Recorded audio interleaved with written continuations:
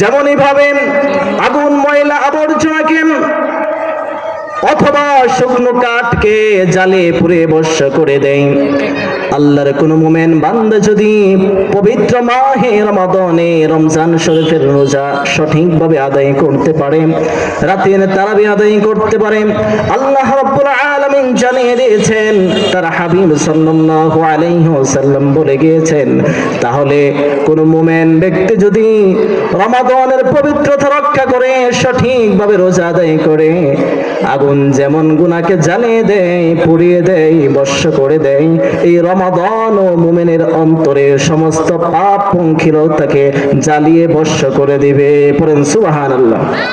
রব্বুল আলামিন বলেন, ইয়া আইয়ুহাল্লাযীনা আমানু কুতিবা আলাইকুমুস সিয়াম কামা কুতিবা আলাল্লাযীনা মিন ক্বাবলিকুম লাআল্লাকুম তাত্তাকুন। পড়েন সুবহানাল্লাহ। রব্বুল আলামিন বলছেন, হে ঈমানদারগণ, আমি তোমাদের উপর রমজানের রোজা ফরজ করেছি। আমাদের সামনে এখন কি আসতেছে? রমজান আসতেছে, আর মাত্র 3 দিন বাকি। 3 দিন পরে আমাদের সামনে মহিমান্বিত পবিত্র মাহে রমাদান। ওই মাসের মর্যাদা, ওই মাসের ইবাদত আল্লাহর কাছে বড্ড পছন্দনীয়। এই জন্য আজকে আমরা ওই মাস সম্পর্কে, ওই মাসের প্রস্তুতি সম্পর্কে কিছু আলোচনা শুনবেন ইনশাআল্লাহ। কারণ যে মাসের মর্যাদা যত বেশি, ওই মাসের প্রস্তুতি, যে জিনিসের মর্যাদা বেশি, গুরুত্ব বেশি, ওই জিনিসের প্রস্তুতিটাও বেশি হতে হয়, খুব ভালো করে নিতে হয়, ঠিক কিনা? রমজানের ফজিলত আল্লাহর কাছে অত্যন্ত বেশি। আর মাত্র কয়দিন বাকি? 3 দিন বাকি। রমজান হচ্ছে ইবাদতের বসন্ত। রমজান কি? ইবাদতের বসন্ত। রমজান হচ্ছে গুনাহ মাফের মাস। এই জন্য সেই মাসের প্রস্তুতি আমাদের দরকার আছে কি নাই? সেই মাসের ফজিলত, সেই মাসের করণীয় এবং বর্জনীয় জানা আমাদের জন্য আবশ্যক নয় কি? এজন্য আসুন আজকে আমরা সেই মাস সম্পর্কে, সেই মাসের প্রস্তুতি কিভাবে নিব সেই সম্পর্কে, করণীয় এবং বর্জনীয় কি সেই মাসে, সেই সম্পর্কে আজকে আমরা কিঞ্চিত আলোচনা শোনার এবং বলার চেষ্টা করব ইনশাআল্লাহ। তো রব্বুল আলামিন সূরা বাকারার 183 নম্বর আয়াতে কারিমায় বলছেন, ইয়া আইয়ুহাল্লাযীনা আমানু কুতিবা আলাইকুমুস সিয়াম কামা কুতিবা আলাল্লাযীনা মিন ক্বাবলিকুম লাআল্লাকুম তাত্তাকুন। ও হে ঈমানদারগণ, তোমাদের উপর আমি রমজানের রোজা ফরজ করেছি, যেমন ফরজ করেছিলাম তোমাদের পূর্ববর্তীদের উপর, লাআল্লাকুম তাত্তাকুন, যাতে তোমরা মুত্তাকি হতে পারো। বলেন সুবহানাল্লাহ। তাহলে বোঝা গেল রমজানের রোজা আমাদের উপর ফরজ। আর এই রমজানের রোজা আমাদের উপর নতুন করে ফরজ করা হয়েছে, বিষয়টা এরকম নয়। আল্লাহ বলছেন, তোমাদের পূর্ববর্তী যারা ছিল তাদের উপরও রমজান ছিল। সুতরাং যে জিনিস পূর্ববর্তীরা করে গেছে, যে জিনিসটা পুরাতন, নতুন নয়, অভিনব কিছু নয়, সেই জিনিস পালন করা আমাদের জন্য এতটা কষ্টসাধ্যের নয়। এজন্য আল্লাহ সেই শর্তটা বলে দিয়েছেন যে তোমাদের পূর্ববর্তীদের উপর ফরজ করা হয়েছিল। কারণ হঠাৎ করে যখন একটা অভিনব জিনিস আমাদের উপর দেওয়া হয়, তখন সেটা কষ্টসাধ্য হতে পারে। এজন্য আল্লাহ জানিয়ে দিয়েছেন, এটা তোমাদের উপর আজকে নতুন নয়, এটা পূর্ববর্তী উম্মত, পূর্ববর্তী নবীদের জন্য ছিল। যদিও আমরা যেভাবে ধারাবাহিক রাখি, রমাদানের পুরো 1 মাস রাখি, ওইভাবে তাদের উপর ছিল না। কিন্তু বিশেষভাবে বিশেষ কিছু দিবস সমূহে তাদের উপর রোজা ফরজ ছিল। আর রোজার উদ্দেশ্য কি? আল্লাহ বলছেন, লাআল্লাকুম তাত্তাকুন, যাতে তোমরা মুত্তাকি হতে পারো, তাকওয়াবান হতে পারো, আল্লাহ ভীরু হতে পারো। আমরা কি আল্লাহ ভীরু হতে চাই কি চাই না? আমরা কি তাকওয়াবান হতে চাই কি চাই না?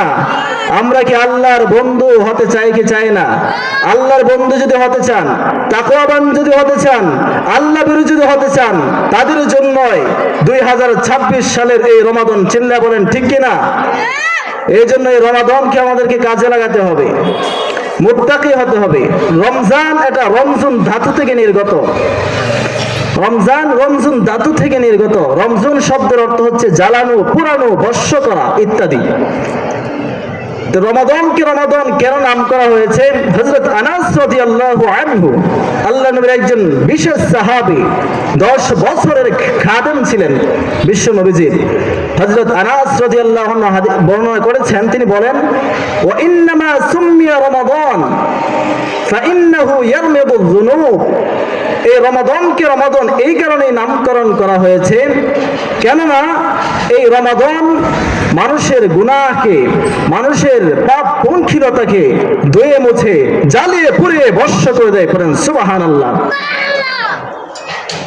যেমন এইভাবে আগুন, ময়লা, আবর্জনাকে অথবা শুকনো কাঠকে জ্বালিয়ে পুড়িয়ে ভস্ম করে দেয়, আল্লাহর কোন মুমিন বান্দা যদি পবিত্র মাহে রমাদানে রমজান শরীফের রোজা সঠিকভাবে আদায় করতে পারে, রাতের তারাবি আদায় করতে পারে, আল্লাহ রাব্বুল আলামিন জানিয়ে দিয়েছেন, তার হাবিব সাল্লাল্লাহু আলাইহি ওয়াসাল্লাম বলে গিয়েছেন, তাহলে কোন মুমিন ব্যক্তি যদি রমাদানের পবিত্রতা রক্ষা করে সঠিকভাবে রোজা আদায় করে, আগুন যেমন গুনাহকে জ্বালিয়ে দেয়, পুড়িয়ে দেয়, ভস্ম করে দেয়, এই রমাদান ও মুমিনের অন্তরের সমস্ত পাপ পঙ্কিলতাকে জ্বালিয়ে ভস্ম করে দিবে। পড়েন সুবহানাল্লাহ। এই জন্য আমাদের এই রমজানে 1 নাম্বার কাজ হলো, কিছু করণীয় আছে, কিছু বর্জনীয় আছে। সেই করণীয়গুলো কি কি এক এক স্টেপ বাই স্টেপ, ধাপে ধাপে আমি আপনাদের সামনে তুলে ধরব। এর আগে আমরা রমাদানের কিছু ফজিলত সম্পর্কেও জানব, রমাদানের কিছু ধ্বংসাত্মক বিষয় আছে সে বিষয় সম্পর্কেও জানবো ইনশাআল্লাহ। আসুন, 1 নাম্বার করণীয় কি? এই রমাদানে 1 নাম্বার করণীয় হচ্ছে চাঁদ দেখা। 1 নাম্বার করণীয় কি? চাঁদ দেখা। হাদিস শরীফে এসেছে, আল্লাহর হাবিব সাল্লাল্লাহু আলাইহি ওয়াসাল্লাম বলেছেন, সুমু লিরুইয়াতিহি ওয়া আফতিরু লিরুইয়াতিহি। তোমরা চাঁদ দেখে রোজা রাখো, চাঁদ দেখে ইফতার করো, রোজা ভাঙো। এই জন্য আমরা রোজা রাখার একটা সুন্নত, এটাও চাঁদ দেখা একটা সুন্নত। চাঁদ দেখা কি? এটাও একটা সুন্নত, রমজানের একটা করণীয়। ফার্স্ট টাইম আমাদের রমজানের এই মাহে রমাদান আগত, যে রমাদান আমাদের সামনে, এই রমজানের 1 নম্বর করণীয় কি? আগরপুরের মুসলমানরা বলেন 1 নম্বর করণীয় কি? চাঁদ দেখা। হাদিস শরীফে এসেছে, সুমু লিরুইয়াতিহি ওয়া আফতিরু লিরুইয়াতিহি। চাঁদ দেখে রোজা রাখো, চাঁদ দেখে রোজা ভাঙো, ইফতার করো। তাহলে 1 নম্বর আমরা চাঁদ দেখবো, এটা আল্লাহর নবীর একটা সুন্নাহ। এই সুন্নাতকে আমরা পালন করতে চাই কি চাই না? এরপরে চাঁদ দেখার পরে একটা দোয়া আছে। এই দোয়াটা আমরা যারা পারি পড়বো, যারা পারি না এরা মুখস্থ করে ইনশাআল্লাহ পড়বো। আল্লাহুম্মা আহিল্লাহু আলাইনা। আমার সাথে সকলেই পড়েন। চাঁদ দেখার পরে আমরা যে দোয়াটা পড়বো সেটা হচ্ছে, হাদিস শরীফে এসেছে, আল্লাহর হাবিব বলেন, সেই দোয়াটি হচ্ছে, আল্লাহুম্মা আহিল্লাহু আলাইনা বিল ইয়ুমনি ওয়াল ঈমান ওয়াস সালামাতি ওয়াল ইসলাম রব্বি ওয়া রাব্বুকাল্লাহ। আমরা চাঁদ দেখার পরে এই দোয়াটি পড়ব। এটা হচ্ছে আমাদের 2 নম্বর করণীয়। এরপরে রমজানে 3 নম্বর করণীয় হচ্ছে দিনে রোজা রাখবো। দিনে কি রাখবো? রোজা রাখবো। রোজা আমাদের উপর কি? ফরজ। অন্যান্য নফল রোজার মতো এই রোজা নয়। এই রোজা যদি কেউ বিনা ওজরে ইচ্ছাকৃতভাবে কেউ যদি ভেঙে ফেলে, তাহলে হাদিস শরীফে এসেছে, সারা বছর ব্যাপীও যদি ওই ব্যক্তি রোজা রাখে, তাহলে ইচ্ছাকৃতভাবে বিনা ওজরে অসুস্থতা এবং সফর ছাড়া যদি কেউ ভেঙে ফেলে, তাহলে বছর ব্যাপী যদি ও কেউ রোজা রাখে, তাহলে এই একটি রোজার হক নষ্ট করার কারণে এই একটি রোজার হক তার আদায় হবে না। কত বড় ধমকি, ওয়ার্নিং দেখেছেন? এই জন্য রমাদানের 1 নম্বর, এখন 3 নম্বর যে করণীয় সেটা হচ্ছে রমাদানের রোজা যাদের উপর ফরজ, এই রোজা রাখতে হবে, ঠিক কিনা? হাদিস শরীফে এসেছে, আল্লাহর হাবিব সাল্লাল্লাহু আলাইহি ওয়াসাল্লাম বলেছেন, মান সামা রমাদান ঈমানান ওয়া ইহতিসাবান গুফিরা লাহু মা তাকদ্দামা মিন যামবি। যে ব্যক্তি রমাদানের রোজা রাখবে ঈমানের সাথে, সওয়াবের নিয়তে, সওয়াবের আশায়, আল্লাহ পাক রব্বুল আলামিন তার সমস্ত গুনাহসমূহ ক্ষমা করে দিবেন। পড়েন সুবহানাল্লাহ। এই জন্য এই রোজা আমরা রাখার জন্য প্রস্তুত আছি তো ইনশাআল্লাহ। আল্লাহ পাক আমাদেরকে তৌফিক দান করেন। এরপরে আসুন, রাতে দিনে তো রোজা রাখবো, রাতে আর একটা কাজ করতে হবে। সেটা কি? রাতে তারাবিহির নামাজ আদায় করতে হবে। কিসের নামাজ? তারাবিহের নামাজ আদায় করতে হবে। আল্লাহর হাবিব সাল্লাল্লাহু আলাইহি ওয়াসাল্লাম এক হাদিসের মধ্যে বলেছেন, আল্লাহ পাক রব্বুল আলামিন তোমাদের উপর রমাদানের রোজা ফরজ করেছেন, আর আমি তোমাদের উপর রাতের তারাবিকে কি করেছি? সুন্নত করেছি। সুতরাং দিনে রোজা রাখতে হবে, রাতের তারাবির নামাজ আদায় করতে হবে, ঠিক কিনা? হাদিস শরীফে এসেছে আল্লাহর হাবিব সাল্লাল্লাহু আলাইহি ওয়াসাল্লাম বলেন, মান কামা রমাদান ঈমানান ওয়া ইহতিসাবান গুফিরা লাহু মা তাকদ্দামা মিন যামবি। যে ব্যক্তি রাতের বেলা তারাবির নামাজ আদায় করবেন, কিয়াম করবেন, আল্লাহ পাক রব্বুল আলামিন তার জীবনের সমস্ত গুনাহ খাতাকে মাফ করে দিবেন। আরেক হাদিসে আল্লাহর হাবিব সাল্লাল্লাহু আলাইহি ওয়াসাল্লাম বলেন, যে ব্যক্তি দিনের বেলা রোজা রাখবে আর রাতের বেলা তারাবির নামাজ আদায় করবে, সেই ব্যক্তি গুনাহ থেকে এমন ভাবে পুত পবিত্র হবে, তার গুনাহগুলো এমন ভাবে ধুয়ে মুছে সাফ হয়ে যাবে। রাজাআ কায়াউমিন ওয়ালাদাতহু উম্মুহু, যেমন সদ্য ভূমিষ্ঠ বাচ্চা যার মা তাকে আজই প্রসব করেছে, তার যেমন কোনো গুনাহ থাকে না, ওই সদ্য ভূমিষ্ঠ বাচ্চার মতো যে ব্যক্তি রমাদানের রোজা রাখবে, রাতের তারাবি পড়বে, তারও কোনো প্রকার গুনাহ থাকবে না। পড়েন সুবহানাল্লাহ। এই জন্য আমাদের 4 নম্বর যে করণীয়, সেটা হচ্ছে রাতের বেলায় তারাবির নামাজ আদায় করব। রাতের বেলায় তারাবির নামাজ কয় রাকাত আদায় করতে হবে? 20 রাকাত। অনেকেই এ বিষয়ে অনেক কথা বলে, কিন্তু আমরা কয় রাকাত পড়ব? 20 রাকাত পড়ব। এরপরে 5 নম্বর যে করণীয়, আমরা সাহারি করব, কারণ সাহারিতে বরকত রয়েছে, এবং শেষ সময়ে সাহারি করার চেষ্টা করব। একটু শেষ সময়, সাহারি বিলম্ব করে করা সুন্নাহ। হাদিস শরীফে এসেছে আল্লাহর হাবিব সাল্লাল্লাহু আলাইহি ওয়াসাল্লাম বলেছেন, তাসাহহারু ফাইন্না ফিস সাহুরি বারাকা, যে তোমরা সাহারি করো, কেননা সাহারিতে বরকত রয়েছে। এজন্য আমরা অল্প কিছু হলেও সাহারি করব। অনেকেই নিজের শক্তি সামর্থ্য প্রকাশ করার জন্য না খেয়ে রোজা রাখে, এটা ঠিক না। সাহারি অল্প হলেও করবেন, কারণ ফাইন্না ফিস সাহুরি বারাকা, আল্লাহর হাবিব বলেছেন সাহুরিতে বরকত রয়েছে। এজন্য আমরা অল্প কিছু হলেও সাহারি করব, এবং চেষ্টা করব সাহারির সময় কিছু খেজুর সাথে রাখতে ইনশাআল্লাহ, ঠিক কি না? এরপরে আমাদের 6 নম্বর যে দায়িত্ব করণীয় এই রমাদানে, সেটা হচ্ছে ইফতার তাড়াতাড়ি করব। ইফতার কি করব? তাড়াতাড়ি। আজান হয়ে গেছে, ইফতারের সময় হয়ে গেছে, ইফতারের সময় হয়ে গেলে আমরা তাড়াতাড়ি ইফতার করে নেব, আজানের জন্য বিলম্ব করব না। যদি সময় হয়ে যায়, টাইম হয়ে যায়, সঠিক সময় হয়ে যায়, তাহলে তাড়াতাড়ি ইফতার করা, এটা সুন্নাহ। এরপরে 7 নম্বর যে করণীয়, সেটা হচ্ছে ইফতারের সময় দোয়া করা। এমনিতেই দোয়া একটা বিশেষ আমল, আর দোয়া সিলাহুল মুমিন, দোয়া হচ্ছে মুমিনের হাতিয়ার, ঠিক কিনা? এই জন্য দোয়া একটি স্বতন্ত্র আমল। এমনিতেই এক হাদিস এসেছে, আর দোয়া হুয়াল ইবাদা, দোয়া একটা ইবাদত। অপর এক বর্ণনায় এসেছে, আর দোয়া মুখুল ইবাদা, দোয়া হচ্ছে ইবাদতের মগজ। এই জন্য দোয়া এমনিতে একটি স্বতন্ত্র ইবাদত। আল্লাহর কাছ থেকে অনেক কিছু বিপদ আপদে সাহায্য সহযোগিতা নেওয়ার দোয়া একটা অনেক বড় হাতিয়ার মুমিনের জন্য। তো রমাদানে, বিশেষ করে রমাদানে ইফতারের আগ মুহূর্তে দোয়া কবুলের বিশেষ একটা সময়। এই জন্য বিশেষ করে রমাদানে ইফতারের আগ মুহূর্তে আমরা দোয়ার ইহতিমাম করব কি করব না? এরপরে রমাদানে 8 নম্বর কারণ, আমি খুব সংক্ষেপে বলছি, যেহেতু আপনাদের প্রাণপ্রিয় পরিচিত ওয়াইজ সামনে উপস্থিত হয়েছেন, আমি আর বেশি বিলম্ব করতেছি না, শুধু শিরোনামগুলো আপনাদের সামনে পড়ে যাচ্ছি। এরপরে 8 নম্বর আমাদের করণীয়, সেটা হচ্ছে বেশি বেশি কোরআন তেলাওয়াত করব। কোরআন তেলাওয়াত এমনিতেও একটি ইবাদত, ঠিক কিনা? কোরআন ছাড়া আমাদের জীবন অন্ধকার।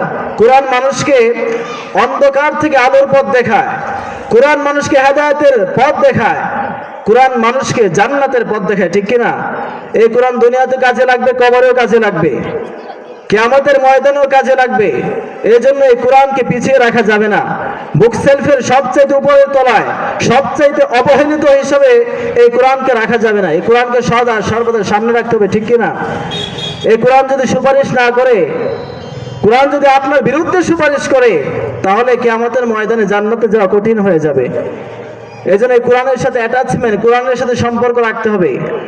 হাদিস শরীফে এসেছে আল্লাহর হাবিব সাল্লাল্লাহু আলাইহি ওয়াসাল্লাম বলেন, মান ক্বারা হারফান মিন কিতাবিল্লাহি ফালাহু হাসানাতুন ওয়াল হাসানাতু বিআশরি আমসালিহা لا أقول ألف لام ميم حرف ولكن ألف حرف ولام حرف وميم حرف। আল্লাহর হাবিব বলেন, যে ব্যক্তি কোরআনের একটি আয়াত পাঠ, একটি হরফ পাঠ করবে, মান ক্বারা হারফান মিন কিতাবিল্লাহ, যে ব্যক্তি কোরআনের একটি হরফ পাঠ করবে তাকে 10টি নেকি দেওয়া হবে। আর আমি বলি নাই আলিফ লাম মিম একটি হরফ, বরং আলিফ একটি হরফ, মিম একটি হরফ, লাম একটি হরফ। সুতরাং এখানে 3টি হরফ। 3টি হরফ যদি আলিফ লাম মিম শুধু এই 3টি হরফ উচ্চারণ করে, এতটুকু উচ্চারণের কারণে আল্লাহর হাবিবের এই হাদিসের ভাষ্য অনুযায়ী তার আমল নামার মধ্যে 30টি নেকি লিখে দেওয়া হবে। বলেন সুবহানাল্লাহ। আর এই রমাদানে আর একটা বিশেষ অফার আছে। আমাদের অনেক অফার থাকে না, এই রমাদানে কি বিশেষ অফার আছে। সেটা কি? নফল একটা ইবাদত যদি কেউ রমাদানে করে সেটা ফরজের সমতুল্য। আর যদি একটা ফরজ এই মাসে আদায় করে তাহলে 70টা ফরজের সমতুল্য। পড়েন সুবহানাল্লাহ। এই জন্য এই রমাদানের ইবাদত থেকে আমরা বঞ্চিত যেন না হয়ে যায়। এটা হচ্ছে আমাদের 8 নম্বর করণীয়। এরপরে 9 নম্বর করণীয় অধিক হারে দান করা। এই রমাদানে আমরা বেশি বেশি দান করব। আল্লাহর হাবিব সাল্লাল্লাহু আলাইহি সাল্লাম কানা আজওয়াদুন নাস, তিনি সবচেয়ে বেশি দানবীর ছিলেন। হাদিসে এসেছে আল্লাহর হাবিব সাল্লাল্লাহু আলাইহি সাল্লাম রমাদানে আরো বেশি দানবীর হয়ে যেতেন। যে কানা আজওয়াদুন নাস বিল খায়র মিনার রিহিল মুরসালা, প্রচন্ড বাতাসের চাইতেও বেশি শক্তিশালী হয়ে যেত তার দানের অবস্থা। এই জন্য এই রমাদানে আমরা বেশি বেশি দান করব। রাজি আছি তো ইনশাআল্লাহ? এরপরে আমাদের 9 নম্বর কর্তব্য করণীয় হলো সামর্থ্য থাকলে উমরা করব। কেননা রমজানে একটা উমরা করলে একটা হজের সব। সুবহানাল্লাহ। এই জন্য সামর্থ্য যাদের আছে আমি রমাদানে আমরা উমরা করার চেষ্টা করব। 10 নম্বর করণীয়, আমরা এই রমাদানের শেষ দশকে একটা বিশেষ চমক হিসাবে, আকর্ষণ হিসাবে লাইলাতুল কদর তালাশ করব। ঠিক কিনা?